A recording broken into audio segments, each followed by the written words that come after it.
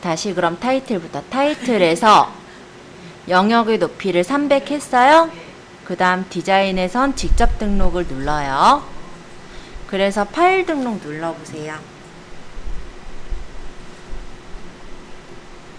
마음에 들게 됐다면 적용하시면 돼요. 만약에 블로그 제목이 이렇게 표시가 돼서 나왔다면 위쪽에 표시를 꺼주시면은 블로그 제목이 나오지 않습니다. 자, 아까 요 타이틀 넣는 것까지 봤고요. 요 네이버 메뉴라는 건 이 부분이에요. 요거 좀 보면은 여기 이웃 블로그, 블로그 내 메뉴 이렇게 되어 있는 이 부분이 네이버 메뉴입니다. 이 메뉴의 디자인을 내가 여기서 보시면서 마음에 드는 디자인으로 고를 수 있게 되어 있는 거예요. 그리고 블로그 메뉴, 요건 이제 블로그 안에 여기 보면 프롤로그, 블로그 해서 메뉴들 있죠? 요게 이제 블로그 메뉴인데 여기서 마음에 드는 메뉴를 골라서 설정할 수가 있습니다. 이때 기본색과 강조색이 있는데요. 글씨의 기본적인 색깔이 기본색이라면 현재 선택되어 있는 메뉴에 대한 색이 강조색이라고 보시면 됩니다. 그래서 내가 마음에 드는 색깔로 적용해서 설정할 수가 있고, 아니면 심플하게 컬러를 없이 할 거면 여기 짝대기 눌러서 없애 주셔도 돼요. 저는 초록 색깔 계열로 강조색을 넣어 볼게요. 자, 전체 박스라는 거는 가급적 제가 추천은 하지 않는데요. 요 블로그 테두리에 박스가 생기는 거예요. 자, 박스가 생기기 전과 생긴 후를 보시면은 되게 뭔가 좁아진 느낌이 나요. 그렇기 때문에 개인적으로는 박스는 추천은 하고 있진 않습니다. 역시 디자인이라서 여러분들 맘대로 하시면 되기는 하지만 저는 추천하는 메뉴는 아니에요. 자, 구성 박스라는 건 카테고리 박스입니다. 카테고리의 디자인을 꾸미는 박스라고 생각하시면 되겠고요. 제목색과 내용색을 꾸며서 만들 수 있는 그런 박스가 구성 박스가 되겠죠. 그룹 박스는 그룹에 대한 박스예요. 이렇게 해서 이 부분 이렇게 박스 색깔을 설정한다든지 전체적인 그룹에 어떤 색깔을 넣을 때, 근데 별로 추천은 안 하므로 얘도 그냥 저는 색깔을 넣지는 않을게요. 자, 글 댓글 스타일은 우리가 게시글을 쓸 때 글의 제목색이나 내용색, 강조색 등을 바꿀 수 있는데요. 보통 제목색은 까만색으로 많이 하지만 나는 제목색을 파란색으로 하겠다. 그럼 이 제목 부분이 파란색으로 글씨가 나오겠죠. 네, 그런 그냥 기본적인 그런 스타일이니까 혹시 수정하실 분은 수정하셔도 됩니다. 자, 프로필은 프로필 창에 대한 거예요.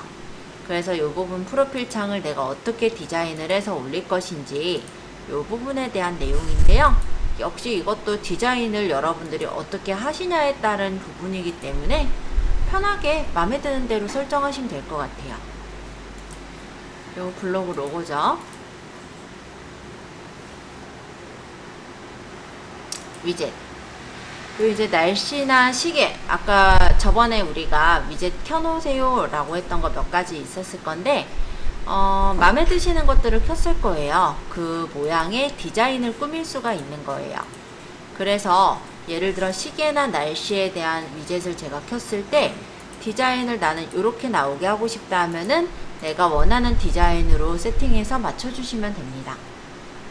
자, 그러면 대략적으로 틀을 이쁘게 꾸미셨다면 적용까지 눌러주세요. 그러면 디자인을 적용하시겠습니까? 적용 누르시면 완성. 그런데 아까 전에 네. 전체 박스를 해지하는 거 어떻게? 전체 박스를 해제하는 거는요. 내 메뉴의 세부 디자인 설정에 아까 여기 전체 박스 있었잖아요. 여기 위쪽에 사용하지 않음 있어요. 이거 체크하시면 되죠. 자, 블로그에다가 글 쓰는 것을 포스팅이라고 얘기를 합니다. 그리고 포스트란 블로그에 올린 글을 얘기를 해요. 그래서 우리가 블로그에 글을 쓰는 방법, 즉 포스팅을 하는 방법에 대해서 배워볼 거예요. 49페이지 블로그 글쓰기는 이렇게 하면 좋습니다 라는 부분인데요. 일단 문장이 너무 장황한 거는 좋진 않겠죠? 어느 정도 간결간결하게 써주시는 게 맞고요. 주어 플러스 서술어로 구성을 해주시면 되겠습니다. 한 문단은 보통 3줄에서 4줄 정도 작성을 하고요. 내용마다 적절한 사진이나 그림을 넣는 형식으로 작성을 해주시면 돼요. 그래서 사진글 또는 글사진의 형태로 작성을 하는 거고, 글쓰기 사이에는 인용구를 넣어주시면 아무래도 내용을 좀 더 강조해서 쓰실 수가 있을 거예요. 그리고 맞춤법에 맞춰서 글을 작성하고 오타를 찾아서 수정하시는 그런 부분들을 해주셔야겠죠. 자, 일단 블로그에 글을 처음 써보실 건데요. 제일 오른쪽 상단에 여기 내 메뉴 있죠? 이 내 메뉴에 글쓰기 한번 눌러보실까요? 내 메뉴에 글쓰기 클릭. 그러면 이렇게 에디터 창이 나오는 것을 볼 수가 있습니다. 근데 어디서 많이 본 창이죠? 어디서 봤어요? 스마트 스토어에 에디터랑 굉장히 비슷하게 생겼어요. 그죠? 그래서 어려울 거 1도 없어요. 다만 기능이 몇 가지가 더 있기 때문에 이따 한 번 더 소개를 해드릴 건데요. 지금은 간단하게 책에 있는 대로 주로 이제 책에 있는 부분에 맞춰서 설명을 할 거예요. 자, 여기 제목 적는란이 있죠? 이 제목 적는란에 클릭 한번 해주세요. 그럼 커서가 이렇게 깜빡깜빡 있는 게 보이죠? 여기에는 50페이지에 적혀있는 라운지 라이프 블로그 시작이라고 적을 건데, 우리 블로그가 라운지 라이프가 아니기 때문에 우리 블로그 이름에 블로그 시작 이렇게 적을게요. 그러면 저는 엘리의 일상 리뷰 블로그 시작 이렇게 적을 거예요. 자, 이게 간단히 말하면 제목이에요. 물론 나중에 이제 우리가 블로그를 단순히 적는 것만이 아니라 사람들이 검색을 했을 때 찾아지게끔 하기 위해서는 이 블로그의 제목에도 우리 상세 페이지에 뭐 넣으라고 했어요? 키워드 넣으라고 얘기하잖아요. 제가 보통은. 그래서 키워드들이 좀 들어가도록 해주시는 게 나중에는 더 맞겠죠. 지금 연습이니까 그냥 키워드 신경 쓸 거 없이 그냥 적어주세요. 자, 제목을 다 적으셨다면 요 하단 부분은 내용을 적는 란입니다. 여기도 마찬가지로 클릭해보면 이렇게 커서가 깜빡이는 것을 볼 수 있고요. 여기다 적어주세요.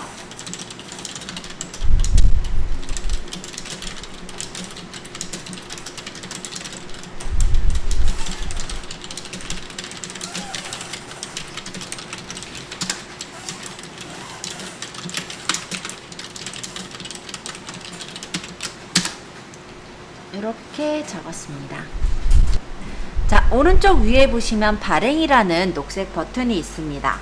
자, 이 발행 버튼을 눌러보시면 어떤 카테고리에 발행을 할 건지 나와요. 이 카테고리를 누르시고 저번에 우리 만들었던 카테고리 있죠? 여기 책에서는 일상을 누려요에 넣네요. 그럼 일상을 누려요로 선택을 해주세요. 그리고 공개 선택은 전체 공개로, 그리고 아래쪽에 여기 발행 버튼을 눌러주시면 실제 첫 포스팅이 발행이 되겠죠. 자, 이렇게 한번 블로그를 작성해 보았습니다. 어려우셨어요? 안 어렵죠? 일단 위에 저는 내 메뉴에 글쓰기 들어가서 설명하겠습니다. 자, 일단 여기 이제 기본 화면인데요. 이 위쪽에 있는 이 메뉴들을 소개를 해볼 거예요. 자, 여기 있는 사진이라는 거는 내 컴퓨터에 저장되어 있는 사진을 불러오는 겁니다. 그래서 이 부분을 누르면 사진을 불러올 수 있게 뜨고, 내가 마음에 드는 사진을 선택을 한 후에 불러오시면 되는 거예요. 예를 들어 이런 사진을 불러오겠다 하면 이렇게 사진이 가지고 와지죠? 사진을 불러오는 거다. 에디터 창에서 우리 예전에도 봤었으니까 어려운 점은 없을 거고요. 사진을 처음 가져왔을 때 이렇게 대표로 들어가요. 이 대표라는 거는 그냥 우리가 예를 들어서 예를 들어 이런 식으로 블로그를 볼 때 요 앞에 들어가는 이런 사진들을 대표 사진이라고 해요. 그렇게 들어가는 게 이제 대표 사진인데, 이 대표 사진은 처음 넣는 사진이 대표 사진이 되지만 내가 사진들이 여러 개가 있다라고 했을 때 원하는 사진을 대표 사진으로 설정할 수가 있으니까 참고해 주세요. 사진을 넣으실 때 여러 장을 넣으려면 선택을 하시고 넣으시면 됩니다. 컨트롤 누르면서 선택을 하면은 여러 장을 넣을 수가 있는데요. 이때는 한 장 한 장씩 개별로 넣을 것이냐, 아니면 콜라주 형태로 묶어서 만들 것이냐, 아니면 슬라이드 형태로 넣을 것이냐, 레이아웃을 선택해서 첨부할 수도 있습니다. 요거는 뒤에 이어서 설명을 할 거라서 일단 지금은 요런 정도만 좀 설명했어요. 그리고 사진을 가져왔는데 사진이 좀 어둡다 라고 할 때는 사진을 따닥 눌러보시면은 스마트 에디터라고 해서 수정할 수 있는 창으로 넘어가져요. 그래서 사진의 크기도 내가 원하는 대로 작게 만들거나 할 수도 있고, 사진 중에 필요 없는 부분은 자르기 회전으로 잘라내는 것도 가능합니다. 그래서 필요한 부분만 남겨놓고 자르는 게 가능하고요. 여기서 약간 이렇게 회전하는 것도 돼요. 필터에서는 이거 잠깐 저장하고, 필터에서는 내가 원하는 필터 효과를 줘서 사진을 조금 더 분위기 있게 또는 예쁘게 보정을 할 수가 있다라고 보시면 되겠고요. 보정 같은 경우는 밝기 대비를 직접 끌어서 조절을 해서 보는 게 보정이에요. 액자는 테두리를 만드는 건데요. 굳이 많이 쓰진 않으므로 이런 기능도 있구나 봐주시면 되겠고, 요거는 이제 서명이라고 하는데, 이게 이제 블로그에다가 사진을 올릴 때 다른 사람들이 내 사진을 마음껏 도용하지 못하도록 로고 같은 거를 박아서 넣을 수가 있어요. 그래서 만약에 내가 미리 캔버스에서 사이즈에 맞게 조그만하게 로고를 만들어 가지고 서명 이미지를 넣어 가지고 이용한다면 그렇게도 가능하시고요. 아니면 텍스트로 적어서 서명을 넣을 수도 있습니다. 기본적으로는 내 블로그에 주소가 뜨지만 이거를 내가 원하는 글씨로 바꿔가지고 넣을 수도 있어요.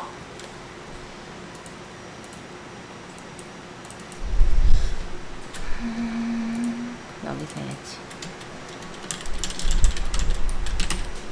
그래서 서체도 마음에 드는 서체로, 그리고 글씨 크기도 내가 원하는 글씨 크기로, 그리고 여기서 글씨 색깔에 대한 투명도도 내가 원하는 대로 이런 식으로 세팅해서 넣을 수 있으시니까 그것도 좀 참고해 보시면 좋을 것 같아요. 예를 들어서 내가 상업용으로 뭔가를 팔고 블로그를 하고 있는데 사진이 잘 나왔다고 다른 경쟁업체에서 내 사진을 갖다가 도용하면 기분이 나쁘잖아요. 그쵸? 또 일단은 나는 그 사진을 찍기 위해서 아무래도 시간적으로 노력을 들였을 수도 있고 모델을 썼을 수도 있는데 다른 사람들이 쓰는 그런 상황이 될 수도 있기 때문에 이렇게 만약 상업용으로 활용되는 부분이라고 한다면 가급적이면은 서명 워터마크를 넣으시는 걸 추천하고 있어요. 워터마크. 지금 여기 C, 여기 이제 서명 워터마크예요. 네, 그래서 그거를 연하게 해서 이렇게 넣으면은 그림 보는데도 그렇게 불편하지 않으면서 일단은 다른 사람들이 퍼가지 못하겠죠. 이렇게 하면 연하잖아요. 그러니까 이런 식으로 넣으면은 지금 거의 안 보이죠? 네. 어쨌든 내 거라고 주장할 수 있는 그런 부분이 서명이다 보시면 되겠고, 모자이크를 할 수도 있어요. 그래서 만약에 내가 이 부분이 사람 얼굴이고 가려야 된다면 이런 식으로 모자이크 처리를 해서 안 보이게 가리는 것도 가능합니다. 글씨를 적는 건 텍스트에서 가능하긴 한데요. 별로 뭐 사진에다가 텍스트를 적을 일이 많진 않아서 요런 정도 설명하고요. 스티커가 있기도 해요. 그래서 마음에 드는 스티커의 경우는 예를 들어 사람 얼굴 가릴 때도 이런 식으로 스티커를 붙이기도 하고 꾸미는 용도로도 쓸 수가 있습니다. 요거는 이제 마스크인데 마스크 형태로 이렇게 따낼 때, 근데 굳이 많이 쓰진 않아서 이런 기능도 있구나 정도로만 일단은 소개를 할게요. 편집 내용은 저도 저장 안 하고 취소할 거니까 혹시 수정해 보신 분들도 취소 그냥 눌러서 나가주세요. 저장을 하게 되면은 이 부분에 내가 모자이크를 떼고 싶다, 그거 안 돼요. 지금은 수정이 되거든요. 근데 여기서 완료를 눌러서 나가는 순간 이 그림에 픽스가 돼서 일단은 그 그림에서 만약 이걸 떼고 싶으면 그 그림을 지우고 다시 넣어야 돼요. 그래서 지금은 그냥 제가 취소할게요. 저장하는데도 시간도 걸리고 하니까. 지금은 그냥 기능들에 대한 설명인지라 여러분들이 굳이 뭐 따라하거나 하진 않으셔도 상관없어요. 그리고 뒤에 이 내용들은 실습하는 내용들이 있거든요. 그때 참고하셔도 됩니다. 자, 요 SNS 사진이라는 것은 무엇이냐면 네이버 박스나 페이스북, 인스타그램에서 사진을 불러올 때 활용을 합니다. 그래서 만약에 내가 네이버 박스를 이용해서 핸드폰에 있는 사진을 자동으로 네이버 박스에 업로드를 하고 계시다면 요거를 눌러서 사진을 불러오면 USB 필요 없이 또는 뭐 샌드애니어 같은 거 필요 없이 사진을 가져올 수가 있겠죠? 그런 목적으로 이 마이박스를 쓰는데요. 마이박스 같은 경우는 아이디당 하나가 아니라 주민번호당 하나, 그러니까는 개인에 대해서는 하나씩만 쓸 수 있게 되어 있어요. 그래서 일단 여러 개의 블로그를 쓸 때는 제가 마이박스를 쓰지는 않고 있고요.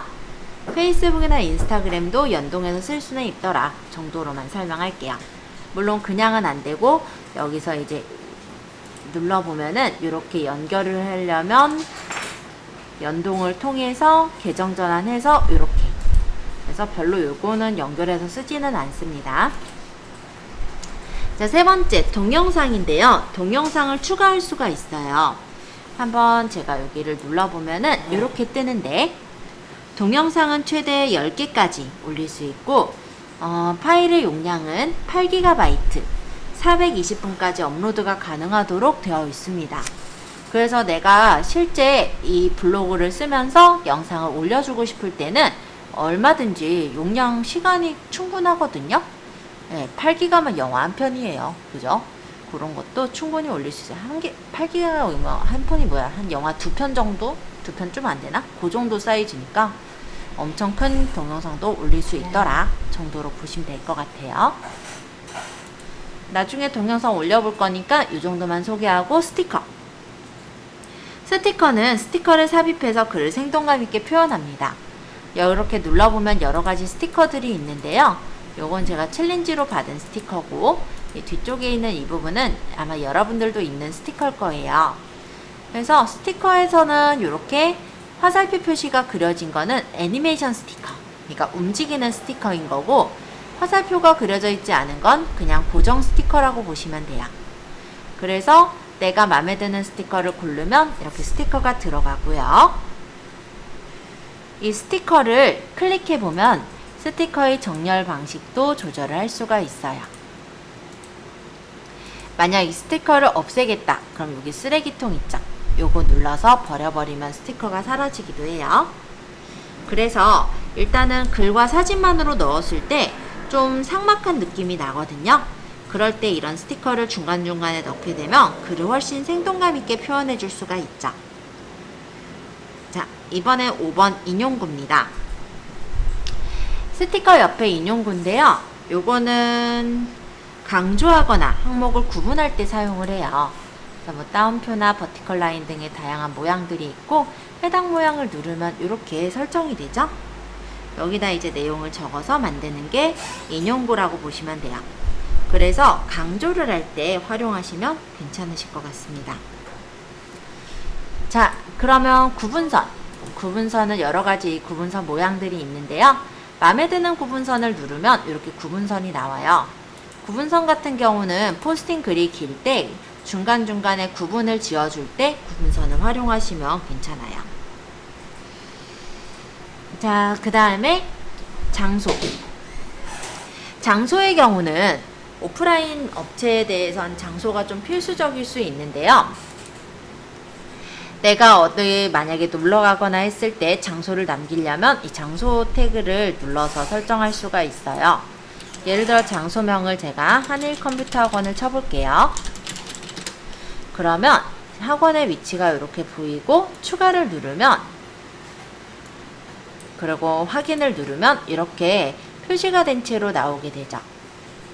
그래서 나중에 이제 포스팅을 할 때 모바일에서는 이걸 보고 길찾기를 해서 찾아갈 수도 있는 그런 게 바로 장소라고 보시면 될 것 같아요.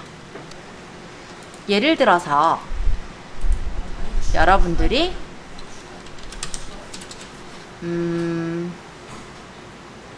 예를 들어서 지도에서 제가 한일 컴퓨터 학원을 쳐볼 거예요. 자, 이렇게 보면은 여기 방문자 리뷰가 있고 블로그 리뷰가 있죠. 이쪽에 블로그 리뷰가 지도가 들어있어서 여기 뜨는 거라고 보시면 돼요. 예전에 여기 이제 중고폰술이 아마 저희 학원 학생 중에 한 명이었지 않을까 싶어요. 아마 SNS 마케팅 과정을 들으셨던 분 같기는 합니다. 자, 어쨌든 이런 식으로 배웠던 책이랑 아마 넣었었는데 이분이 이렇게 해서 장소를 집어넣어 놓은 거거든요. 여기 장소 들어있죠. 그래서 이런 장소 태그가 들어있는 것들이 이렇게 블로그 리뷰 부분에 뜬단 말이에요. 그래서 일단은 내 장소를 찾는 사람들한테 더 많이 어필을 할 수 있는 그런 부분이라 아마 오프라인 업체들의 경우는 좀 잘 쓰시는 게 좋지 않을까 이렇게 생각이 들고요. 아까 얘기했듯이 장소는 모바일로는 길찾기를 찾아가거나 아니면 전화를 할 수 있는 상태가 돼요. 그렇기 때문에 주문을 받을 때도 더 도움이 될 수가 있겠죠. 그래서 오프라인 업체는 전 장소 추가하시라고 하고 있고요. 온라인으로 판매하신다라고 한다면 굳이 추가할 필요는 없겠죠? 그런 정도로 파악을 해주시면 될 것 같아요. 자, 링크. 링크는 네. 들어갔어. 네. 한일 컴퓨터. 네네네. 채야제가 나오는 거예요. 장소를 지정할 때. 그쵸. 장소명을 적어야죠. 주소를 적거나 상호를 적거나. 네. 물론 모바일 블로그에서는 내가 있는 위치에 근처 장소들이 쫙 떠요. 그래서 그 장소를 선택하면 되고요. 얘는 그런 GPS 기능은 없잖아요. 인터넷이니까. 그래서 요거는 직접 적어 주셔야 돼요. 자, 링크. 링크에서는요, 인터넷 동영상 주소를 삽입할 때 링크를 쓰실 수가 있는데, 링크를 눌러서 URL을 적고 확인을 하면 여기 이제 주소가 여기 이렇게 뜨게 된다라는 거예요. 요거는 저희가 뒷부분에 동영상, 그 유튜브 동영상을 띄울 때 활용해 볼 거니까 참고해 주세요. 일단 지금은 넘어갈게요. 자, 파일. 파일은 인터넷 동영상 주소를 삽입하는, 파일은 내 컴퓨터나 마이박스에 파일을 삽입하는 건데요. 파일 같은 경우는 사이즈가 파일당 10MB까지 첨부가 가능하기 때문에 가벼운 문서 정도 올리시는 거는 문제는 없으실 것 같아요. 근데 큰 어떤 파일을 올리신다라고 한다면 그냥 이렇게 파일로 올려놓을 수는 없으실 거예요. 이런 경우는 어떤 경우냐면 내 블로그에다가 어떤 사람들에게 유용한 서식을 올려서 사람들이 다운받아 가게 하겠다 라고 하실 때 파일을 활용하시면 될 걸로 보입니다. 자, 일정. 여기는 별로 쓰지 않다 보니 책에는 내용이 나와 있진 않은데 간단히 말하면 일정을 등록해서 넣어놓는 곳이에요. 자, 소스코드. 요거 같은 경우도 그냥 이렇게 나오다 보니까 좀 애매해 보일 텐데요. 블로그를 다루시는 분들이 되게 다양하거든요. 그 중에 프로그래머들 같은 경우는 본인의 소스코드를 블로그에 남겨놓는 분들이 있어요.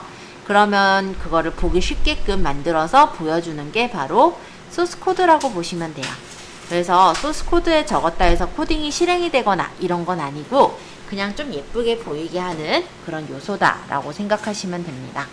물론 우리는 코딩을 적을 일 자체가 별로 없으므로 쓸 일은 없을 거예요.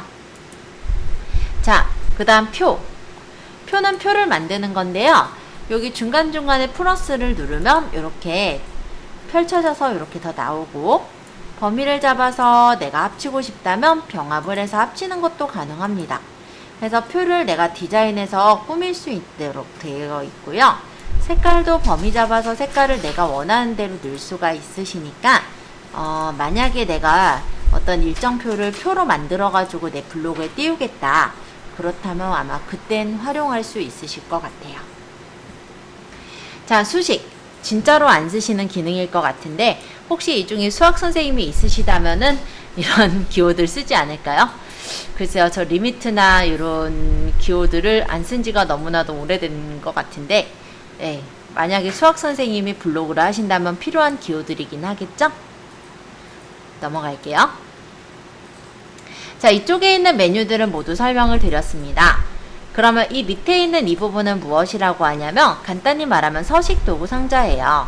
그래서 내가 만약 글을 적을 때는 글을 적는 것에 대한 서식을 설정할 수 있게 나와 있는 상자라고 보시면 되겠고, 만약에 내가 그림을 선택했다. 그럼 그림에 대해 정렬을 한다든지 교체를 한다든지 편집을 할 수 있게 이 상자가 바뀌어져서 나오죠. 이런 서식 도구 상자라고 보시면 될 것 같아요. 자, 그럼 옆으로 넘어가서 모먼트서부터 나머지도 조금 더 설명드리고, 그러고 뒤엔 내용도 들어가 볼게요. 자, 일단 내 모먼트, 얘가 무엇일까라는 생각을 하실 건데, 네이버에서 인스타그램이나 유튜브를 따라잡기 위한 쇼핑 컨텐츠 아니면 스토리 이런 역할로 만든 게 모먼트라고 해요. 근데 이건 모바일에서만 해당하는 부분이다 보니 PC에서는 내가 모먼트를 직접 만들 수는 없고, 모바일에서 만든 모먼트를 불러다가 가져다 넣는 거는 가능합니다. 그냥 그 정도라서 넘어갈게요. 자, 글감입니다. 자, 이 글감의 경우는 사진이나 책, 영화 이런 것들을 가져올 수가 있는데요. 내가 만약 블로그 글을 적다가 사진이 필요해요. 그럼 검색어에다가 예를 들어 내가 단풍이 필요하다. 가을에 대해 포스팅을 하는 거라서, 그럼 단풍 이렇게 치면은 단풍에 대한 사진들이 나오죠. 이 사진을 클릭해서 가져오면 이렇게 출처 정보와 함께 사진을 바로 쓸 수가 있어요. 이렇게 무료 사진들이 제공되기도 하고, 오지큐 마켓에 올린 유료 사진을 마음에 들면은 다운받아서 쓸 수 있도록 그렇게 되어 있기도 합니다. 자, 만약에 내가 블로그 중에 책 블로그다. 그럼 책에 대한 리뷰를 적으실 때는 책을 여기다가 검색을 해서 리뷰를 넣을 수가 있어요. 그런 게 책, 영화는 영화 리뷰, TV는 뭐 TV에 대한 리뷰, 공연 전시에 대한 리뷰, 음악에 대한 리뷰라는 거니까 넘어가고, 쇼핑은 무엇이냐? 저번에 아마 스마트 스토어에서도 다뤄보기는 했을 건데요. 우리가 만약 팔고 있는 상품이 있죠? 그럼 검색어에다가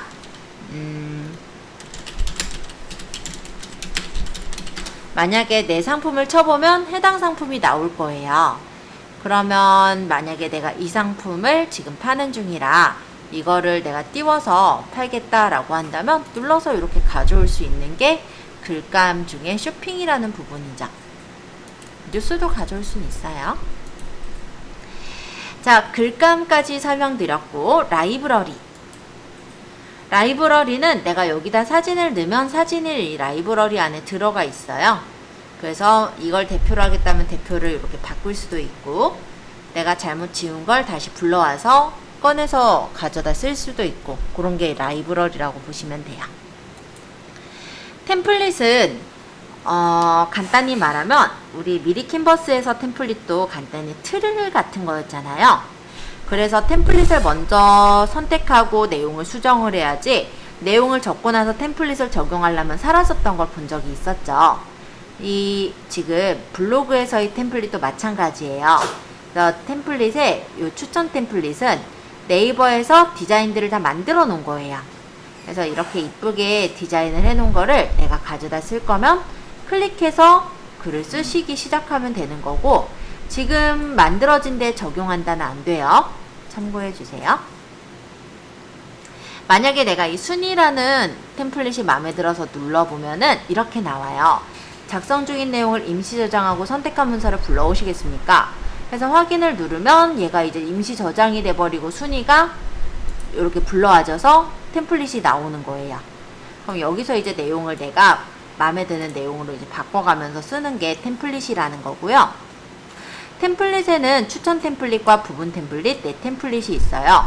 예를 들어 부분 템플릿은 중간중간에 템플릿을 넣어서 꾸밀 때, 그리고 내 템플릿은 내가 만약에 포스팅을 잘 적은 게 있는데 그 디자인을 그대로 활용해서 조금 내용을 바꿔서 쓰고 싶을 때, 그럴 때 내 템플릿을 활용할 수가 있습니다. 보통은 이제 부동산에 보면요, 매물 정보들을 입력을 하실 때 그 매물 정보에 보면 뭐 층수라든지 표로 정리를 해 놓은 게 있거든요. 근데 그거를 매번 표를 만들기 힘들잖아요. 그럼 이런 내 템플릿으로 만들어서 표나 이런 스티커들을 그대로 쓰시면서 내용만 바꾸는 형식으로 쓸 수는 있을 거예요. 자, 그 다음 아래쪽에 PC화면과 물음표 설명드릴 건데, PC화면은 우리가 블로그는 PC에서만 보지 않잖아요. 그래서 모바일, 태블릿, PC화면으로 보면서 틀린 부분이 있나 아니면 좀 어색한 부분이 있나 확인할 수 있는 메뉴고요. 물음표 도움말은 제가 설명드린 에디터에 대한 설명들이 쭉 나와 있어요. 그래서 내가 만약 궁금한 기능이 있다면 여기 물음표를 눌러서 확인해 보시는 것도 가능합니다. 자, 이제 윗부분의 저장과 발행만 설명하면 에디터에 대한 설명은 거의 다 한 것 같은데요. 저장은 뭐냐면 우리가 블로그를 쓰다 보면은 중간에 내가 딴 일을 해야 될 때가 있어요. 그때 저장을 해놓으면 여기 숫자가 1 증가가 돼요. 그리고 나중에는 만약에 블로그에 왔을 때 여기 숫자 부분을 누르면 이전에 작성한 이 블로그들을 찾아서 갈 수 있거든요. 아까 제목 없으면 한번 가볼게요. 그래서 내가 작업하다가 중간에 저장해 놓는 게 이 저장이에요. 그럼 다 썼다 라고 한다면 이제 발행을 하겠죠? 그게 요 아까 눌러보셨던 녹색 버튼 발행입니다. 여기서 내가 원하는 카테고리를 설정하고, 그러고 태그가 검색어예요. 간단히 말하면 이러이러한 검색어에서 얘가 떴으면 좋겠다 싶은 태그들을 입력을 하는 건데요. 최대 30개 입력을 할 수 있어요.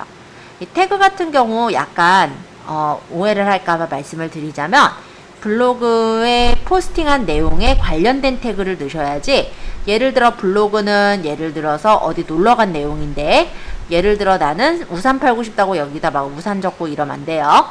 예, 그런 입장으로 생각해 주시면 되겠습니다. 네. 스마트 네이버인가 보니까는 네네. ESL 플러스입니까? 네네. 상품 이름하고 옥토가 사진은 안 올라가더라고요. 네, 맞아요. 아, 그렇게 이미 해보셨구나. 네. 자, 블로그는 현재 바로 발행을 할 수도 있지만 예약 발행을 할 수도 있습니다. 그래서 내가 만약 새벽 3시에 발행을 하면 사람들이 보질 않을 거 아니에요. 그러면 뭐 그 다음날에야 보기야 하겠지만, 그래서 보통 어떻게 하냐면 사람들이 내 이제 대상 고객들이 주로 보는 시간대가 있어요. 예를 들어 내 대상 고객들이 주부들이다 라고 하면 주부들이 조금 여유로운 시간대들이 있거든요. 물론 바쁘시긴 하시겠지만, 그래서 그 여유로운 시간대, 그러니까 여유롭다도 어쨌든 블로그를 보게 되는 시간대쯤으로 한 예약 발행을 하겠다, 그런 것도 가능하다는 거죠. 근데 이때 예약 발행에서 조금 설명을 드릴게, 보통 이제 발행이 되면요 바로 검색이 돼서 보이는 게 아니에요. 보통 이제 내가 발행을 하면 크롤러라는 도구가 있어요. 그러니까 간단히 말하면 우리가 네이버에서 검색을 하면 어떤 블로그가 1등, 2등, 3등 이렇게 순서대로 보이잖아요. 그 보일 때 그 순위를 정해주는 소프트웨어, 프로그램, 즉 로봇가 있는데 그걸 크롤러라고 얘기를 해요. 걔가 쭉 보고 점수를 매겨서 1등 또는 2등 이렇게 점수 매겨서 배치를 해주는 시간이 대략 한 30분에서 1시간 정도 소요가 될 수 있거든요. 그래서 예약은 예를 들어 내 고객이 한가하기 전 한 30분 또는 1시간 전쯤으로 예약해서 걸어놓으면 아마 최신글로 잘 뜨겠죠. 네. 그리고 보통 블로그는요, 내가 진짜로 블로그를 키워야겠다 라고 생각 드시면 보통은 하루에 한 건씩 꾸준하게 쓰셔야 돼요. 블로그에는 이제 지속성 같은 게 있기 때문에 꾸준하게 그에 관련된 내용들을 가지고 블로그를 쓰시게 된다면 점점점 점수가 높아질 거예요. 블로그의 레벨이. 근데 만약에 어느 날은 내가 바쁘지만 어느 날은 조금 한가하다 라고 한다면 여러분들이 한가한 날 한 30개 쓰고 바쁜 날 하나 못 쓰고 이런 식으로 되면 지속성이 좀 문제가 있겠죠? 그럴 때 예약을 걸어서 뭐 매일마다 쓴 것처럼 그렇게 처리를 해주시는 것도 가능은 합니다. 자, 어쨌든 다 적었다면 발행해서 올리면 블로그 글이 올라가겠죠? 그래서 이 스마트 에디터 3.0의 기능에 대해서 한번 쭉 읊어서 소개해 드렸어요. 어려운 내용은 아니라 아마 이 정도 보도록 하고 54페이지로 넘어가서 저희 이번에는 사진을 활용해서 글을 써볼게요. 혹시 저처럼 여기 들어와서 있으신 분은요, 뭐 발행까진 그렇고 여기 블로그 여기 눌러서 나갈게요. 그리고 글쓰기로 들어가시면은 아마 작성 중인 글이 있습니다. 이어서 작성하시겠습니까? 뜰 거예요. 근데 아까 제가 작성한 글은 진짜 연습이라서 아무거나 넣은 거였잖아요. 필요 없으면 여기서 취소 누르시면 다시 새 창으로 뜨니까 이 상태로 작업을 하시면 돼요.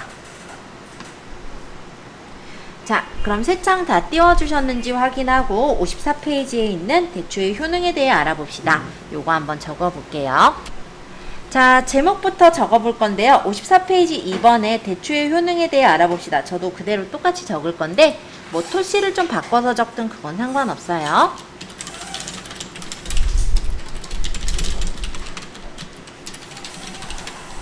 그러고 요 밑에다가 이제 내용을 적을게요. 클릭하시고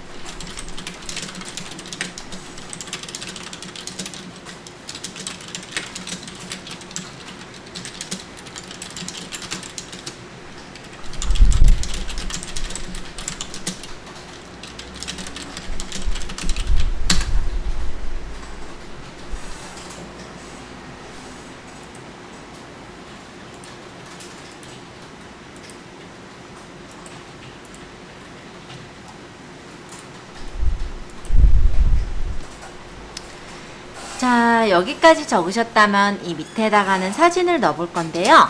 사진을 넣으실 때 이 글쓰기 도구 중에 사진을 누르시면 돼요.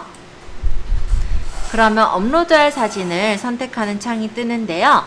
우리 예제는 문서에 스마트 스토어 또는 쓱싹 블로그에 예제들이 있어요.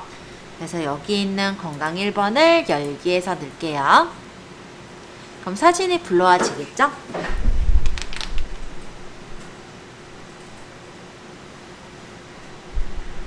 이렇게. 만약에 다른 사진을 넣으실 분은 다른 사진으로 집어넣으셔도 됩니다. 자, 이제 요 밑에다가 클릭해서 마저 적을게요. 55페이지 4번에 있는 내용 적을 거예요. 대추의 효능은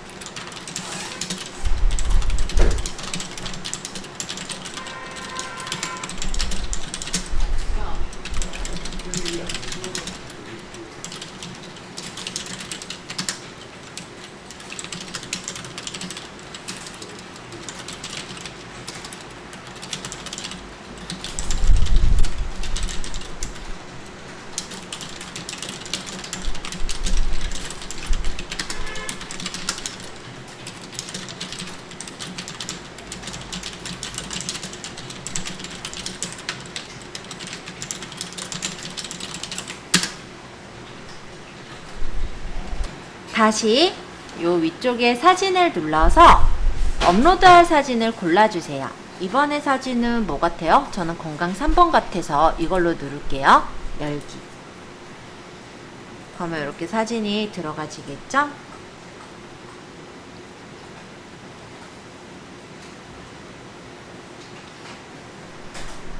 자, 여기 이제 사진 넣었으니까 발행을 좀 해볼게요. 그럼 오른쪽 상단에 발행을 누르시면 돼요. 56페이지 6번에 있습니다. 그리고 카테고리를 선택하시고 예제에서는 카테고리를 건강을 지켜요에다가 넣네요. 건강을 지켜요 저도 선택했어요.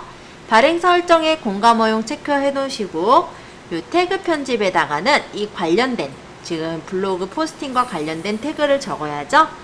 그래서 건강, 엔터, 대추 또는 띄어쓰기 하셔도 이렇게 태그가 걸려요. 그러고 밑에 발행까지 누르시면 됩니다. 어떻게 블로그 이렇게 우리가 단장도 해보고 오늘 간단하게 발행도 해보았는데요. 할만하셨어요? 네, 안 어려워요. 오늘 여기까지 해서 진도 나갈게요.